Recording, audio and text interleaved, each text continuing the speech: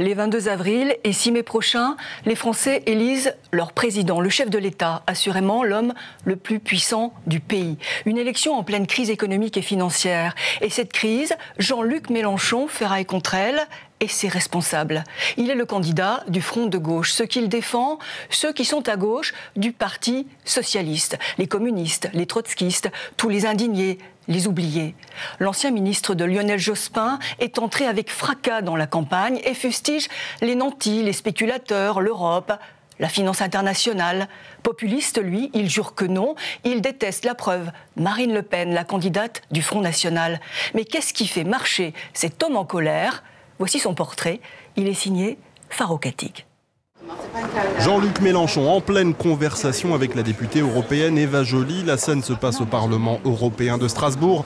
Rien d'anodin ici, sauf que tous deux sont aussi candidats à l'élection présidentielle française et de ce fait adversaires politiques. À la différence notable que l'ancienne apparatchik du PS vise désormais un score à 2 chiffres, là où la candidate écologiste peine à décoller dans les sondages. Élu en 2009 au Parlement européen, ce fin limier de la politique veut tourner la page du modèle européen actuel. Être ici est désespérant. C'est un Parlement qui ne peut en aucun cas proposer une loi. Déjà, c'est le seul Parlement au monde qui est comme ça, qui n'a pas d'initiative législative. Il n'a aucun droit sur le marché intérieur et la fiscalité. Aucun droit. Il ne peut pas en débattre, ce n'est pas son sujet, c'est interdit par le traité de Lisbonne. Et naturellement, il ne peut pas changer le traité. Vous l'aimez pas ce traité, hein ? Non, c'est un traité qui est en train de tuer l'Europe. En 2005, on nous a proposé le traité constitutionnel, on a voté non. Nicolas Sarkozy a pris le texte, une fois réélu, il a découpé en morceaux avec un grand ciseau, comme ça. Il a tout mis dans un sac, il a bien secoué. Il a jeté sur la table, ils ont mis de la colle et ils ont dit on signe. En 1986, l'ancien trotskiste professeur de formation fait son entrée au Sénat, 5 ans après s'être rangé aux côtés de François Mitterrand. Ministre en 2000 dans le gouvernement socialiste, celui qui se définit comme un intello prend rapidement ses distances avec le PS et fait campagne en 2005 contre le traité constitutionnel européen, contre aussi l'avis du PS. Midi 43, l'heure du vote. Ce jour-là, le chef de file du Front de gauche vote plusieurs questions à l'ordre du jour, dont celle des politiques de l'emploi des États membres. Comme la plupart de ses collègues, il quitte l'hémicycle sans assister aux explications protocolaires. La séance est expédiée en moins de 10 minutes. Il est 12h52. Direction le quartier populaire du Neuhof et visite d'une maison de la santé, initiative de la mairie socialiste pour pallier au manque de professionnels de santé dans les quartiers dits difficiles. Et la santé, c'est justement l'un des secteurs clés de son programme au titre évocateur, l'humain d'abord. Petit brin de causette avec les médecins et il en profite pour s'adonner à son exercice favori, tirer à boulet rouge sur son ennemi juré dans cette campagne, Marine Le Pen.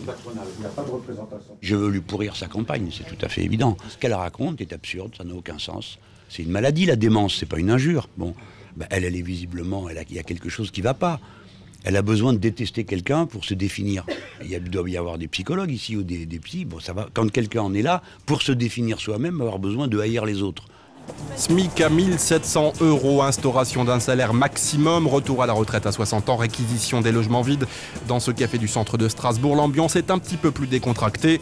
Le chantre de la révolution citoyenne prend l'engagement devant notre caméra d'être le dernier président de la 5e République s'il est élu. Pourquoi pensez-vous qu'il y ait cet engouement autour de votre candidature ? Est-ce que vous ne craignez pas surtout que le vent se mette un petit peu à tourner ?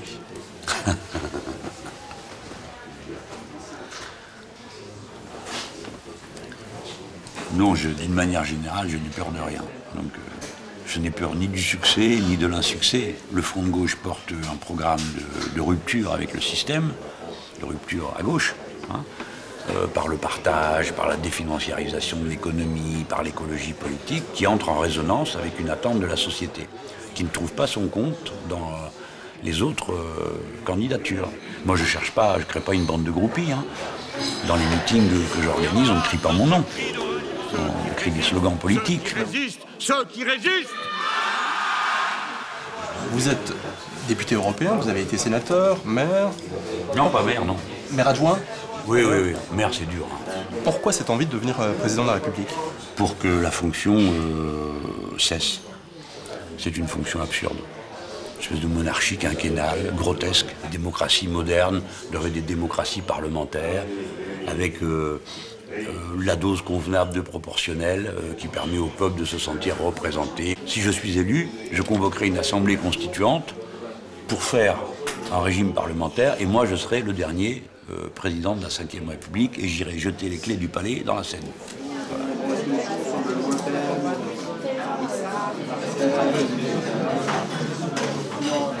On a marre de cette gauche molle qui va au final pas faire changer grand chose. Alors il y a des idées de François Hollande qui sont très, très bonnes, mais dans une démocratie, on est censé voter pour la personne qu'on apprécie le plus.